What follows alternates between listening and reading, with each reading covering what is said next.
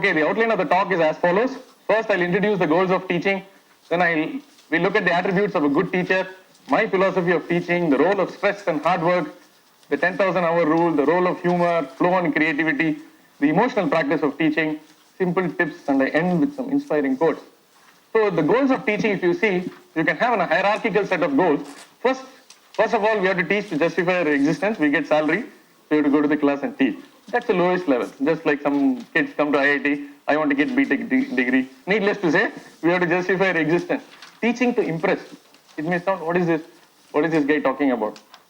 A lot of us, particularly, all of you must have done your MSc, BEd, and MPhil. Some of you may even have PhD. So we have all done PhD in engineering, or he has done PhD in chemistry. So once you do PhD, you feel on top of the world. And so when you meet students, what do you know? I have done PhD, I have published papers. So you first try to impress. And then, I'm sorry, I keep saying this again and again. So that I call it as assistant professor syndrome. Okay, the assistant professor syndrome is you teach much more than what is required. You teach what all you know, regardless of whether the student wants it or requires it or whatever. Then with time it will mellow down, and then the question papers will also be all right and so on. So, in fact, I started my career in IIT 98 as an assistant professor. We teach a course called Introduction to Design.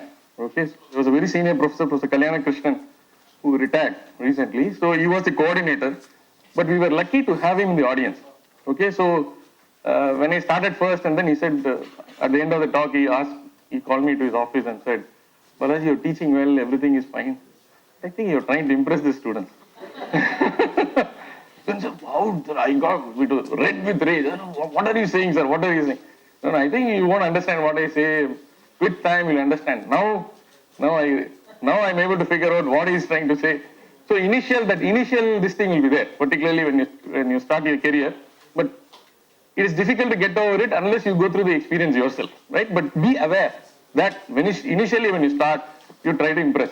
The next is teaching to improve learning. So use all techniques to improve learning and this thing so that they become better learners and they score marks. Whatever metrics, whatever performance metrics you have for success, you want them to succeed. Success itself is so, if you go to philosophy, success itself is so difficult to explain. Anyway, within the parameters of what is normally accepted as success, you want the students to be successful learners, whatever. But I think at the apex of the pyramid, the goal of teaching is to improve learnability. After a certain point, the teacher just vanishes from the scene. Without you or me, he should be able to learn. Okay? The moment somebody does that in an institute like IIT, we say, go, you get your PhD, go and conquer the world. Right? So, we should not worry whether he's saying good morning after he left the class, after he has left, whether he's sending me email and this thing, they don't recognize. It doesn't matter at all. We are just ladders. Right? In this profession, we don't worry whether somebody has gratitude, whatever. We have to get on with this is our karma. Right? So you have to make students lifelong learners. So learnability, the ability to learn new things without a teacher, that is the ultimate goal of teaching. Okay, what are the cardinal attributes of a good teacher? First is mastery over the subject. So the key caveat the rider there is, we cannot take it for granted. This should never be taken for granted because as you are saying, in your career you will see the curricula being revised, re-revised, re-revised and so on. So any number of re's can be added. So mastery quickly evaporates. What you thought as ultimate knowledge, okay, 20 years back when you started your career, after 20 years there are so many new things.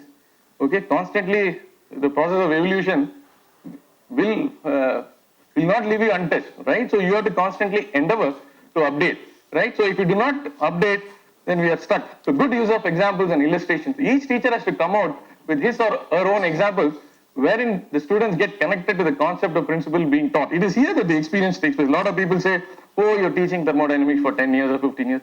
Okay, first 2 years you prepared, you got some nice notes over, that's all. It's not like that. What happens is, you learn to expect the unexpected. Okay?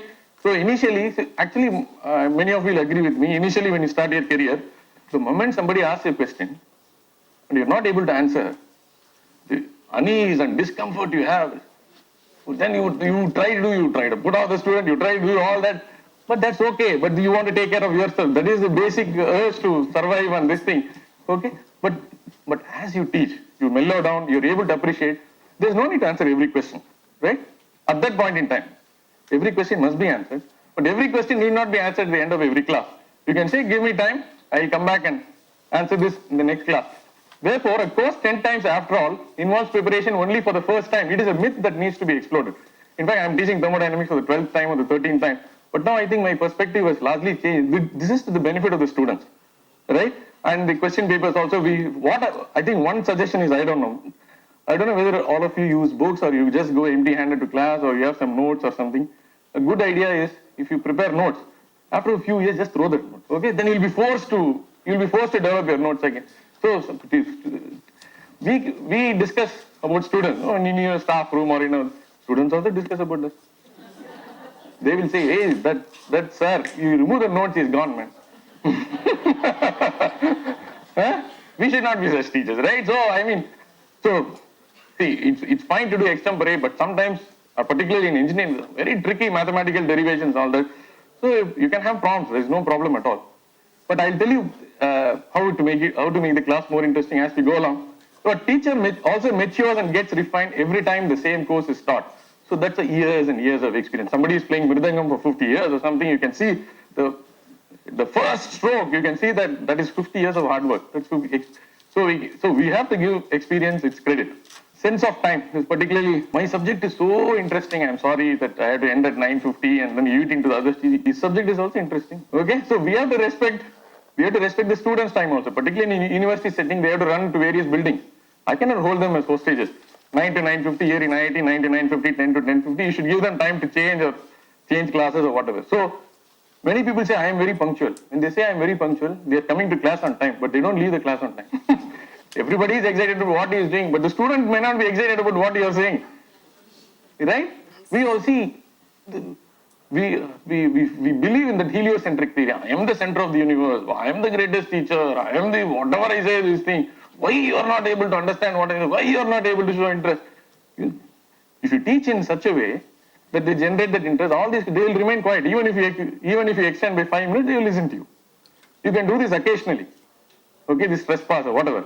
But as a general rule, 50 minutes, your period, I think you call it as period, 45 minutes or 40 minutes, respect the time, respect the other teacher's time. Okay? Being fair consistently. Never put off any student. Okay? Never put off any student in the class. That is something which they don't like. Okay? And you stand up and this thing and, okay, I don't know. We handle only 17-year-old to 20, 25-year-old, so I don't know whether this statement is applicable for school teachers also. But generally, they don't like being singled out, and you can call them privately and talk to them. Then learn to like all the students without liking any student in particular. It is a very, very difficult. You start talking to only one section of the class. You are constantly worried about the first rank fellow. Leave that fellow. Even without you, he will score 100. Don't get bogged down with the first rank. They will spoil the atmosphere of the class. Because they will constantly hijack. It has happened to me. So the pitching of the lesson is very, very important. It should be such that the average student, the slightly above average student, is able to pick it up with reasonable effort, right? And there was never a bad question. Oh, bad question. How can he ask such a stupid question? There was never a stupid question. I mean, he didn't understand, he asked. What is wrong? There are so many people who want to ask questions, but they are afraid of the teacher or whatever. Because of various things, they don't want to ask. So never put off. I said, okay, it's a good question. You try to answer. Suppose you're stumped. Even we get googlies in the class. Suddenly you think you're this thing, you're doing research, and suddenly there comes a question. It's totally, I'm still, even last semester, I have got 2 or 3 googlies. I'm totally shocked. I'm stupefied for 30 seconds. I'll stand like this. And then when I go back, I'm so happy that my students are able to ask that question, which I cannot answer. So then I'll work, and then you say, Aditya, you asked that question, no? That is the answer. Then Aditya will remember you for life, right? So make an effort to answer the question. Enthusiasm. I think Dr. Prasad talked about this. So first we should be enthusiastic about teaching, right? So we'll assume that everybody is enthusiastic about teaching, and only after having that they came to this profession. Let's take it as a hypothesis which doesn't have to be proved. Enthusiasm about what is being taught. We should be enthusiastic about what is being taught. And the more difficult thing is continue to have this enthusiasm even after teaching the same course again and again. Okay? So sometimes teaching is some acting also. So when you go to a class, you're teaching chemistry, the 25th year or the 30th year, you got long service award, you got state government award, central government award, whatever. When you go, it's the same. Terephthalic acid plus ethylene glycol results in polyester. Okay? So there is a motivation. Somehow you have to do something, right? And then the students pretend such that you are also teaching you are also teaching the first time you're co-learning with them. Okay? If you get across this concept that you're co-learning with them, and then they'll be enthused to learn, right?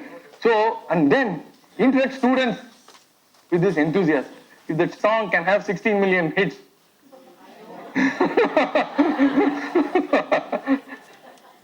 so teaching should be viral, right?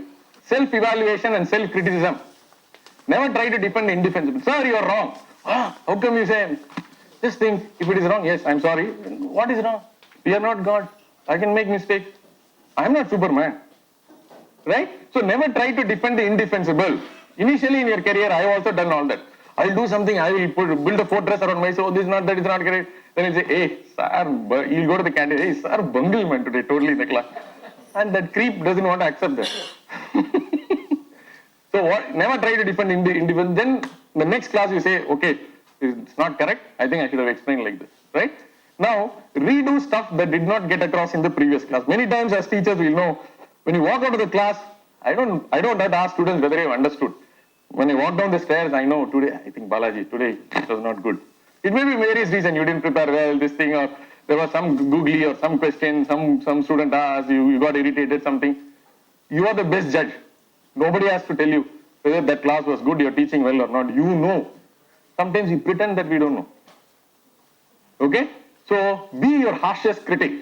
In fact, Germany as a society developed because that self-criticism they practice to the hilt. They criticize themselves severely amongst themselves. Everything is reviewed. That's why Germany, you see, their engineering is so advanced. So that society, which practices this self-criticism has got a good chance to grow. So evaluate yourself at the end of every class. Evaluate yourself at the end of every class. Leave the covering of syllabus, whatever. Okay? Why should the syllabus be covered? If you got 10 lessons, if 5 or 6 lessons you teach so exceedingly well, 7, 8, 9, 10 you will learn himself or herself.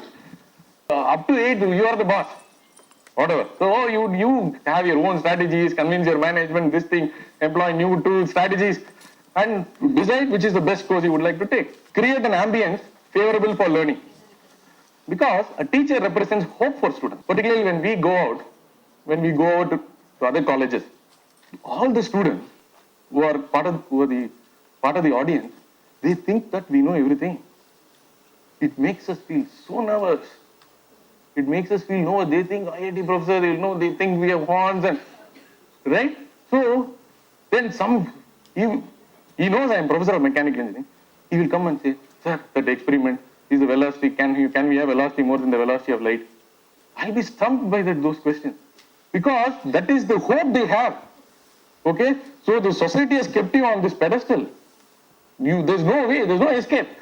You have to stay there. So you better work hard to stay there. Okay? Then you say, see, many times in the airport also, when you're just going in the coach, somebody from like a bolt from the blue, you will say, sir, which subject do you teach? How do you know? How do you know I am an IIT professor? Sir, your hand baggage, you written IIT Madras. So then he says, sir, you're an IIT professor, you'll have this status and all that. Every teacher has that. My daughter is in 6th standard. When he explains something, no, pa, you don't know how to explain. My maths teacher explains better. For them, in Tamil we'll say, for them that maths teacher is that Vaikuntham, whatever. Whatever she says is final. Whether I'm PhD, this, what, that, all these things don't matter. And she says, you are very impatient. You don't know how to teach. I'll say, thank you very much. So I think I salute teachers. For example, I have a friend, Sujit, okay, whose daughter also goes to Vanavani nursery. He said, Balaji, one day, I went to the nursery. I requested the teacher to give permission. He sat through the whole. He said, what a learning experience it was, Balaji. He said, how much infinite patience they have. We have no patience at all. We were discussing this for 1 hour. Then he said, it was thoroughly enjoyable, Balaji. It was such a de-stressor, he told me. Then I am also trying to, I will also come and the nursery, the kids, they have hope, and I mean, they have no hang-ups. It's so nice. So you're all blessed, but at least his young mind. So you have more or less complete access to their minds. So it is possible for you to mold if you believe that you have access to their mind. Okay? So, and a student must gain the confidence that any genuine question, even silly as it may sound, will get answered. Okay, that confidence you must have in the teacher. Encourage students to challenge us. The challenge is to get challenged. Constantly you have to get challenged. You should have questions for which you have no answers, except if you have to go to the library, internet, what e-resources, what are other teachers, this thing, beg, borrow, steal, whatever you do, you find the answer. That is the joy of this profession. Okay, there was never a boring class. I mean, the class is so interesting. It's so, at the end of every class, we feel so nice. When we come out of the class, see, we teach only 1 or 2 classes a week. We don't have 1 or 2 classes a day. Most of the time we spend with all these research students. Okay, so at the end of the class, it's so exhilarating. So it's such a motivator, right? So I think at a school level, when you're teaching maths, chemistry, whatever it is, there is a lot of opportunity for you to enthuse the students and reap the benefits. Okay, now, so the challenge is to get challenged. So teaching is a tapasya. It has to be treated with reverence. Reverence, you have to treat it with reverence. Every class is like a concert for a performing musician. Every concert is like a kacheri. The Vidwan has to perform. Okay? And more importantly, the music should be enjoyed by the audience. You should not pitch it at such a level and they think that you are some hi-fi. What is the use of you being hi-fi? For first 10, 15 minutes, they'll say you are very hi-fi. If they are not able to enjoy, automatically a disconnect is established. Right? So we need to avoid overt display of virtuosity. That is, I know everything. I know much more than you. So you know how much chemistry I know, you know how much engineering I know. Who cares? Why should I care how much you know? Whether you know this? Can you explain this to me? That's what the student wants. Who you are, what you know, how much you know. So when I was in your class, how much time I studied, because you are a weak student. So we keep on saying, when I was, all these things don't matter at all. Okay? You have to teach well and you care for students. Only 2 things. You don't have to do any other thing. Automatically they'll start learning. Right? Overt display may be okay sometimes. For those All India rank 1 and for those fellows who constantly bother you, you sprinkle now and there some stuff which is beyond the class. Let the 99% of the class, they don't need to understand. But this fellow will pick up, you will remain quiet for the next 45 minutes. Use it as a strategy. Never feign modesty. Right? If you are arrogant when you join as a teacher, so be it. But be aware of it. Okay? So if there is some arrogance at the start of the career, be aware of it. So you work on it. Right? How will the arrogance melt away? The moment there is some other new teacher who is more fundas, who has more fundas than you are already 50 and somebody 30, the latest in chemistry, she knows, and you go animation and all that, you don't know how to check email, for example. Okay, suppose, okay, but if you work, so many people are able to go abroad, illiterate people are able to go abroad, everybody is able to send SMS, email, all that. So it is possible. When you can do MSc and BEd, you can also learn animation. So there is no problem about that. So this arrogance has to and will melt away with time. So how will this melt away? You will get hit by googlies and dusaras from students. These are the unexpected questions. Okay? In a research career, the arrogance of a professor will melt away when we do some research with our students and we write some journal articles. We think, what a brilliant piece of work. There's some 3 anonymous reviews will say the equation itself is wrong. This is not. Then first you read with rage. Then you say, okay, I think this fellow makes sense. We missed this point. Then we work on it again and again. Right? So this arrogance will melt away with time. And you learn to love and relish the irreverence of students. Okay? One of the most important things why IIT is such a temple of learning is we enjoy the irreverence, the disrespect students show to us. We love that. So it doesn't matter. Teacher is this thing exalted. The moment you start teaching well, wherever you go, they'll say, good morning, sir. You have to teach well and you have to care for them. These are the only 2 things. I keep repeating again and again. No police state in the class. Not right over this thing and So, if you teach well, they will not talk.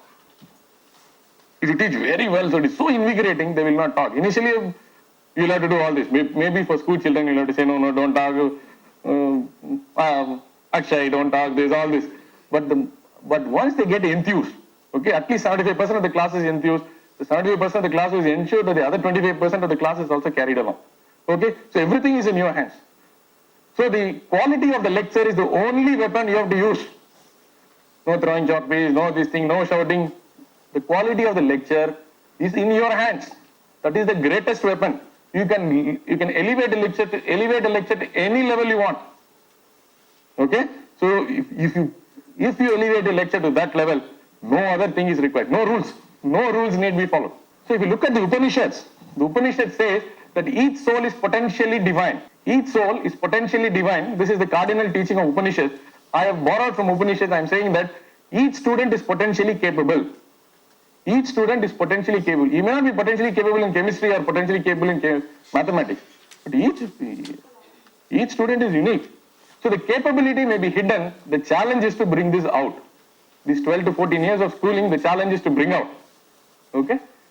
We need to avoid constant bad mouthing of students. You avoid sweeping statements that start with, nowadays students are not at all interested in the class. Nowadays, those days it was, what those days it was nice. Okay? You see, by any standards, the world is constantly improving. Okay? You look at the average life expectancy, you look at the GDP growth rate, whatever. By several metrics, it is very clear that the world is constantly progressing. So if you want to progress in life, discontent with the present, first you should be optimally unhappy with your current state. Okay? Whether in teaching or life or whatever. Right? You should not be totally happy and you will be totally lazy. Right? I will explain this in the context of the flow theory by Professor Mihaly. So hence progress is about optimal unhappiness or optimal disenchantment and channelizing this enchantment to do more. Right? So teaching is all about optimal nervousness. When you walk into the class, even if you have taught the course 30 times, you should have some nervousness. If that nervousness is gone, you have died as a teacher. I cannot go to a class even today without last minute that nervousness is the driver. Okay? Otherwise you will be in a state of hypo stress and you will be extremely relaxed. Then bindas, anything will go. But once you're optimally nervous, even Sachin Tendulkar and all this, you see as he walks in, so this the picture of concentration. Pilots, when they are flying the aircraft, in between they'll put in autopilot, they'll come and check the passengers and all that. The moment they approach and landing, everybody becomes very serious. The pilot, 100% concentration when he's about to land. Right? That concentration he has, he might have flown an Airbus for 30 years, but that concentration is required. Right? So teaching is all about optimal nervousness. So eustress is required. Eustress is required for bringing out the best in us. If somebody says, if you're attending a stress management program, stress must be removed, only the bad stress has to be removed, but good stress has to be there. So stress by itself is not stressful until it becomes distress. Okay? So what is this? This is the famous Yerkes-Dodson curve. This is the first, they did experiments on animals. It's in the Journal of Comparative Neurology and Psychology. It was done in 1908. Okay? So this is the performance versus pressure. Okay? How we perform under pressure. Right? If there is no pressure, the performance is very poor. If there is no pressure, you perform very poorly. You are in a state of hypostress. When there is too much pressure, you will be distressed, hyperstress, burnout. You can't. So you have to optimize. So the human performance is optimized when you are at eustress. Right? So what is the proof of this theory? I mean, so it's it is basically an empirical law. It cannot be proved from first principles. But medical researchers have also done have done a lot of research. They try to measure the glucocorticoid, stress hormone in the blood. When people were performing at different levels of pressure, they found out that the glucocorticoid concentration follows something like this. So this is something not very well, it's always happening, but why it happens, people don't know, but it's always correct. So there should be a reasonable amount of stress for us to perform. Even when you go to class, there should be some stress. Zero stress, no good. Okay? For any activity in life. Role of hard work. Oft repeated. Okay? To the extent people, it's a cliche. Everybody says hard work is the key and all that. Okay, very well taken. But even so, this can never be overstated. It has to be stated again and again and again and again. Okay? So it's a universal mantra. New evidence only confirms this more and more. What is this 10,000 hour rule? It takes, research has clearly established that it takes 10,000 hours of deliberate practice or study to master a skill or area of research or any area you want to specialize. If you look at 3 hours of work per day, it will take 10 years. You learn Bharatanatyam, 3 hours a day you spend. I don't know whether you get that time. It will take 10 years for you to become reasonably proficient. Full-time employment, if you do 8 hours per day, it takes 5 years. So many government jobs, they'll say at least 5 years experience. Where is this 5 years? Why not 5.5 or 6 or 7? It is related to that 10,000 hours. Somehow that number falls in place. Somebody has to do more research and find out what is this magic number 10,000 hours. Full-time study, it takes about 5 years. That is the time you take for your MSc or MA or whatever. Our students work, I expect them to work 10 to 12 hours without the Sunday, right? So they have to put in 70 hours, the PhD student. So if you put in 70 hours a week, then you will get your PhD in 3 or 4 years. So if you want to do anything at all in life, 10,000 hours of high quality time must be devoted to that activity. Rome was not built in a day. Okay? Why is this 10,000 hour rule so reassuring? It's so reassuring because, I'll come to this. So the man behind this is Professor Anders Ericsson from Florida State. So this is the paper, chapter, Psychology of Learning and Motivation. It has been popularized by Malcolm Gladwell in his brilliant book called Outliers. He looked at why some people have performed exceedingly well compared to the general population. If you look at Mozart, Beatles, Bill Gates, all chess grandmasters, all of them have put in 10,000 hours. So, even Azharuddin, even in his heydays, Azharuddin used to practice every day in the Hyderabad cricket stadium. Just like that, you will not get that square drive and square cut.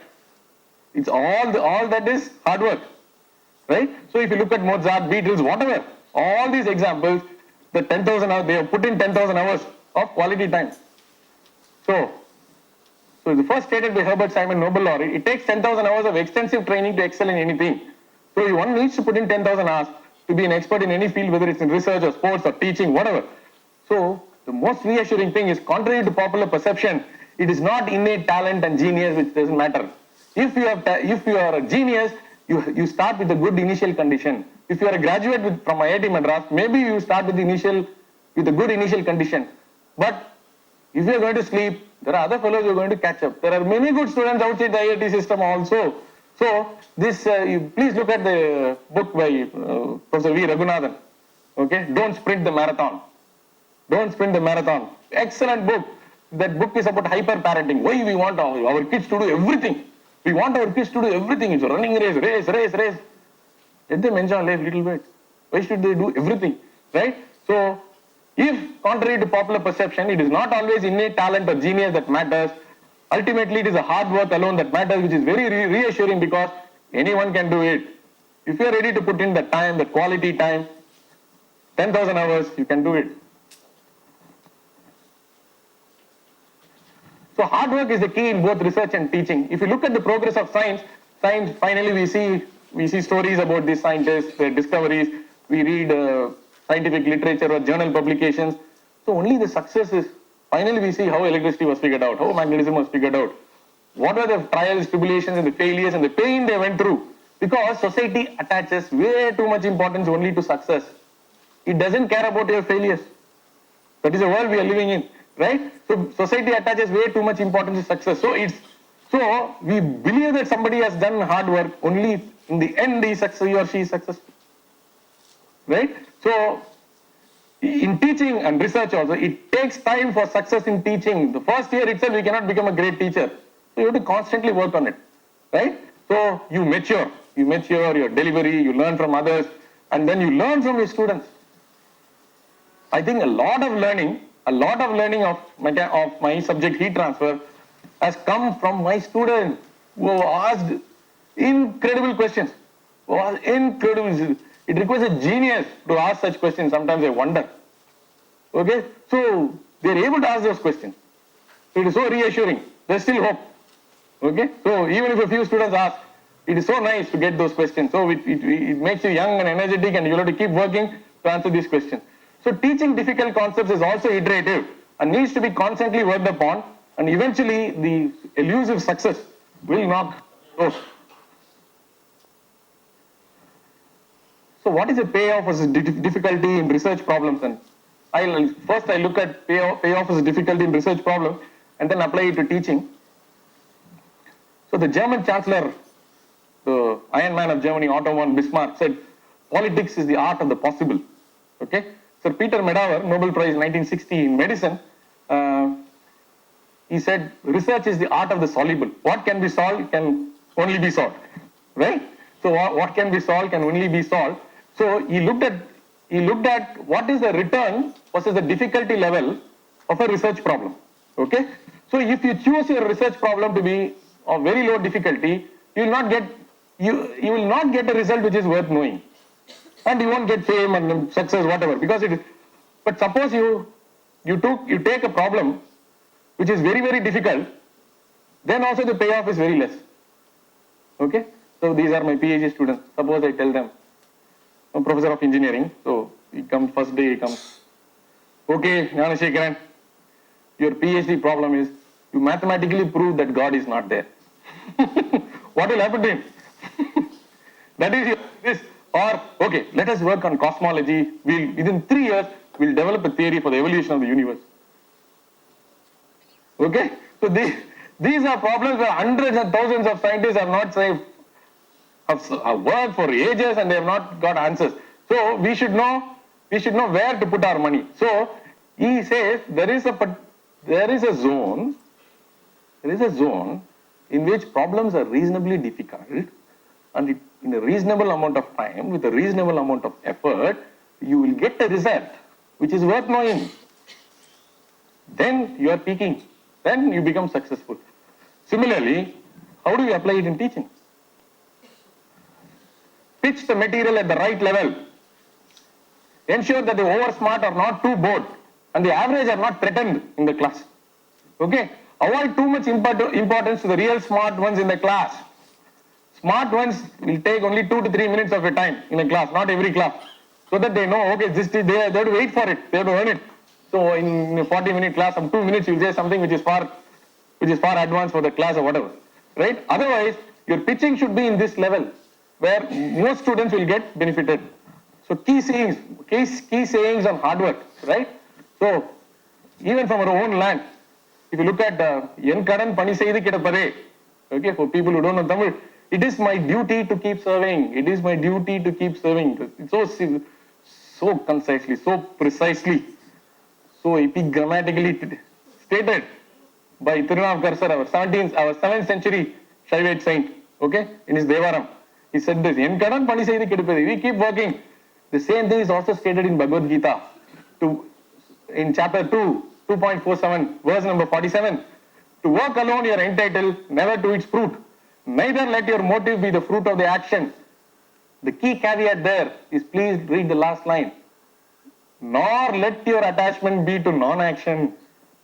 Just because you don't, I may not get the fruits of labor, therefore I will not work. No. So regardless of the fruits of action, leave it to God. If you believe in God, leave it to God and just keep working. Right? So we have to overstate it. No, it cannot be overstated, sorry. Flow and creativity in teaching and research. A flow is a concept in psychology, right? It was first proposed by our friend, okay, who is very well known for his work. Okay, so let's try from Csikszentmihalyi. So there is a Mihaly in that name also. I am trying to find out why there is a Mihaly there. He's professor of psychology still at the University of Chicago in US. So he worked a lot on this flow where the sociology experiments, they take a large sample set, they give questionnaires and they do experiments, they collect data and they propose a hypothesis and verify it. So flow is fully focused motivation. So what he says is you should have fully focused motivation or single-minded, single-track mind. It represents the ultimate in harnessing the emotions in the service of performing and learning. That is Mihaly. So what are the components of flow? You will have clear goals when you are in flow. When somebody is in flow, Very loosely we say, no, it came in flow. We use that frequently. But people don't realize that flow, the original creator of this flow is Mihaly. High degree of concentration on a limited field of attention. So when you are in flow, there is a sense of timelessness. Don't catch me wrong. Don't say I had timelessness, that's why I overshot the class. Okay? So a loss of feeling of self-consciousness, lack of awareness of bodily needs. So there is a timelessness which enters. So you are at the right balance between your ability level and the challenge level required for the task. A sense of personal control over the situation. So the activity itself is intrinsically, Prasad also talked about this, activity itself is intrinsically rewarding. You don't worry about the prize, reward or anything. The activity itself, the sheer joy of teaching, or the sheer joy of solving an unknown rider, the sheer joy of whatever activity or endeavor you're doing, that itself keeps you motivated. Okay, so this is the pictorial representation of flow. So on the abscissa, we have skills. So this is low skill and this is high skill. And on the ordinate, we have challenge. So this is low challenge and high challenge. Okay, as such, if I leave it like this, it's very difficult to understand what this really means. So let's spend some time on this. He'll try to hit the ball with the bat. It will return from the wall, and he will keep on practicing. So if he is able to get the ball back and hit it, or if he is able to hit the ball over the net, he is elated. Okay? So he goes to a state 2 or 4. He goes to a state 2. So he is 1 now. What happens is slowly he will learn the skill. He will not be just happy by just putting the ball on the wall or trying to clear the net. He will learn, and then his skills will slowly increase. Okay? So he can either go to state 2 or state 2 or 3. A1 to A3 is like this. Suppose his skill is still at A1. Suddenly he meets an opponent who is having a lot of skill, and he starts losing to him. Then what happens is, from A1 is lifted to a state A3. When he is lifted to a state 3, he becomes anxious. He becomes extremely anxious. There are 2 things which are possible. He will leave tennis and level nerd tennis again, which means A as a subject is removed from our scene. Then we have no further discussion on A, is possible. Let's not go look at that hypothetical situation. Now he is in A3. What he has to do is, he is so anxious, and anxiety is an unpleasant state to be in. So he will go to tennis coaching, he will learn, and this thing, he will ensure that after 1 year I will beat you. So his skill will increase. From A3 he will go to A4, and A4 again he is in a state of flow. What is flow? There is an exact balance between challenge and skills. Okay? Or he can keep on acquiring skills. He doesn't meet an opponent. But what will happen is, even in this state, he is feeling so bored that boredom is also an unpleasant experience. Okay? Therefore, he will jack up the challenge level, and then he will go from A2 to A4. But A4 is not the end of the story. A4 also, after some time again, whatever is applicable at A1 will be applicable. Therefore, he will keep moving like this. This is the flow channel, and that's how development, creativity, everything happens in society. So this happens to your students. This happens to you also. So you must realize when the students come in June, when they are in February or March, their skill level is increasing. So you'll have to find your own means, whether you are keeping the students in flow or whatever, because their skill is continuously increasing, right? So I leave it to you. You are the best judge. Now there's a theoretical possibility that at A3, when he goes from A1 to A3, so he's trying to play the match with somebody who is an expert in tennis, and he loses. You may ask, sir, he can go back to A1. He won't go back to A1 because he knows that tennis can be played at that level, not at the level every day in his compound wall. So this fellow is playing at that level. I will learn, because once he knows that there can be a complex level of activity which is more rewarding, which is more enjoyable, he will go from A1 to A3. From A3 he will go to A4. Okay, so this is so later on Professor Mihaly refined his theory, and so now low challenge and low skill, apathy. Low challenge and medium, this thing is boredom. So there are some, you can see that flow is here, right? So from anxiety, if you go along this, from anxiety it becomes arousal, where there is a motivation to learn, and then you get back to flow. So this is the, in a later paper he showed this. Now, suppose we were to apply the flow concept to teaching chemistry, for example. I took some example. Okay. So the challenge is set by you. Okay, let's leave the board exam and all that. Let's not talk about the 10th class or the 12th class. Okay. If you are pitching it too high, what happens is, there are two students. Okay. The one is the lowest level of the students who are really the weak students, and two is the brightest in your class, for example. So between 1 and 2 is your skill level in the class. Okay. Now if you see, if you are pitching it at this level, what happens is, this fellow is in flow, but that fellow, there will be only 2 or 3 fellows in that. But a substantial portion of your class is either is anxious or they are aroused. We don't know whether they're okay. So you say, oh, this is pitching is not good. Suppose you pitch too low, then what happens is nobody is in flow. This fellow is also in hypostress, he is in apathy. So pitching too low is also not the solution. Nobody is happy. This, don't ask me how you pitch and all that. That is something which you have to figure out. So in your long career, you will figure out. You will find out which is the right. For example, this, if you see from here, from here to take all the people to flow, it's going to be very difficult. From here, what you can do is, if you pitch at a slightly lower level, what you can do is, you can carry. So it is much easier if you pitch not at this level, but at this level, you can carry more students with you. Okay. So this is something which is under your control.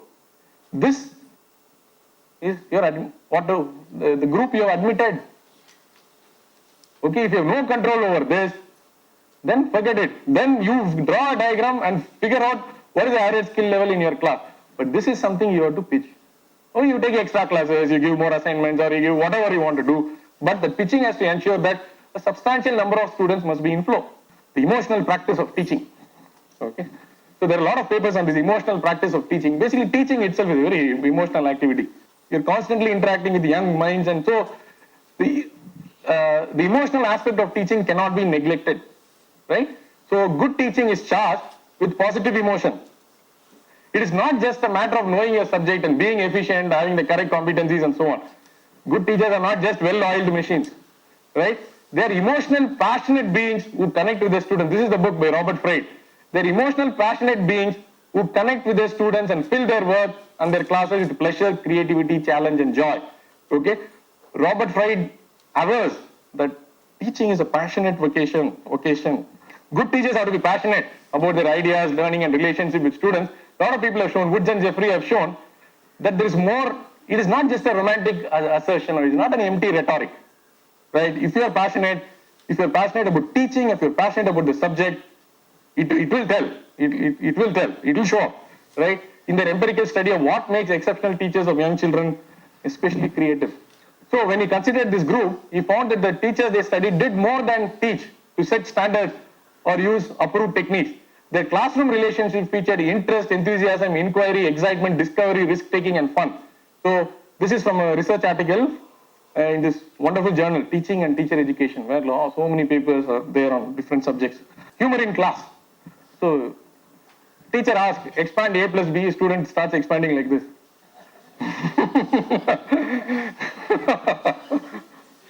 Okay, trigonometry, find x, he says, here it is. These are some just to loosen us. Now everybody is getting wound up, so I thought I will do something. So find x. So sometimes humor can be generated by the students. I don't know whether you get students who, suppose you explain a curve like this, they'll say it is curvy with a higher bit at the end and a rather aesthetically pleasing slope towards the... You get answers like this, right? So what is the role of humor in teaching? A lot of studies have been done on the role of humor in teaching. Makes learning experience more enjoyable and memorable. Okay? Learning helps retain interest throughout the class. Empirical evidence is there to suggest that memory recall is more effective. Okay? When there is humor is sprinkled in homeopathic and not allopathic doses. Right?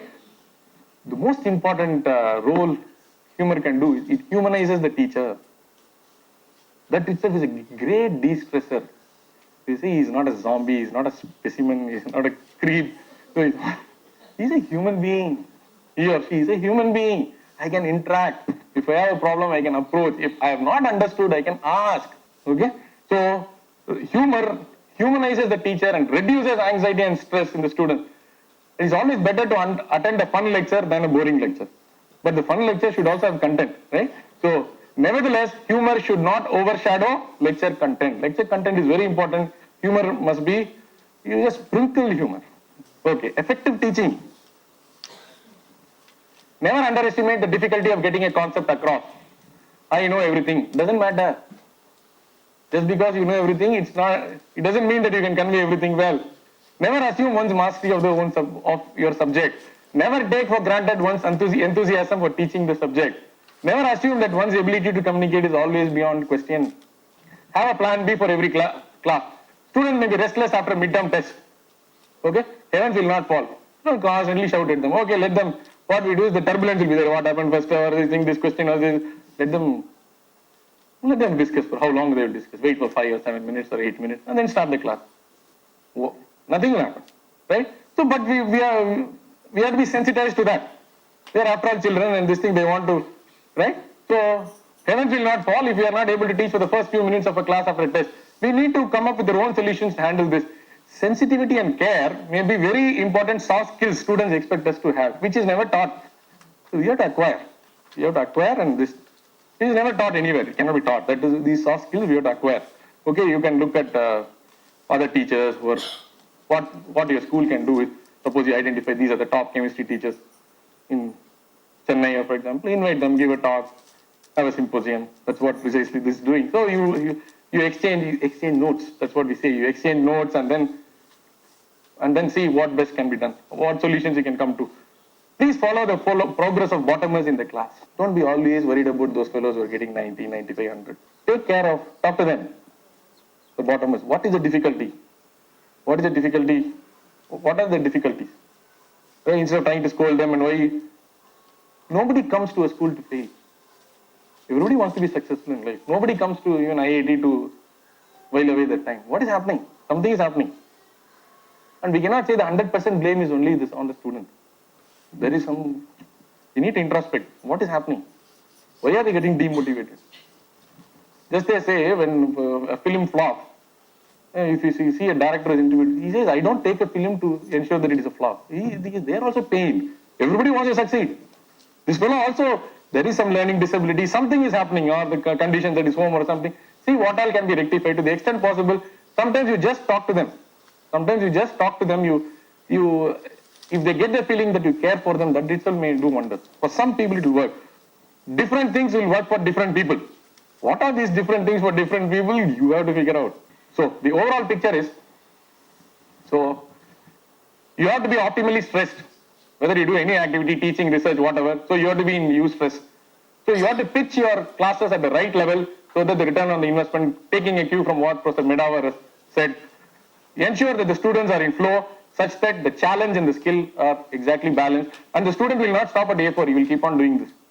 Okay, he will, infinitely it will continue till we attain moksha. Okay, so I think it's almost 11 o'clock. Some inspiring quotes. Ideal teachers are those who use themselves as bridges over which they invite students to cross. Then, having facilitated their crossing, they joyfully collapse, encouraging them to create bridges of their own. I completely disappear from the picture. Let them go and conquer the world. Right? The mediocre teacher tells, the good teacher explains, the superior teacher demonstrates, the great teacher inspires. Who dares to teach must never cease to learn. Behind every successful student lies an exhausted teacher.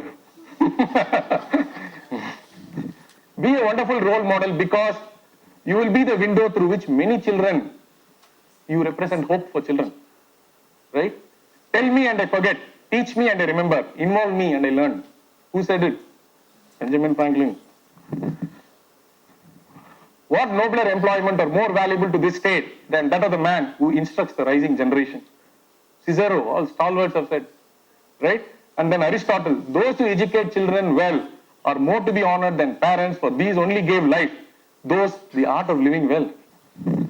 Same thing, I hear and I forget, I see and I remember, I do, I understand. See this, at the time there were no flights, no email, nothing. You can see from the Oriental and the West, same thoughts have come, right? Whatever I told 7th century, Tirunavakarasar and Bhagavad Gita, so thoughts are similar. Man has thought about all these things, right? Be careful to leave your sons well instructed rather than rich, for the hopes of Epictetus, this art of living, his wonderful book, Epictetus, 100 pages. Be careful to leave your sons well instructed rather than rich, for the hopes of the instructed are better than the wealth of the ignorant. Okay, so the piece, the resistance is, the test of a good teacher is not how many questions he can ask his pupils that they will answer readily, but how many questions he inspires them to ask him which he finds hard to answer. Take away. So, this is from What a Wonderful World. So I try to end it on a note of optimism.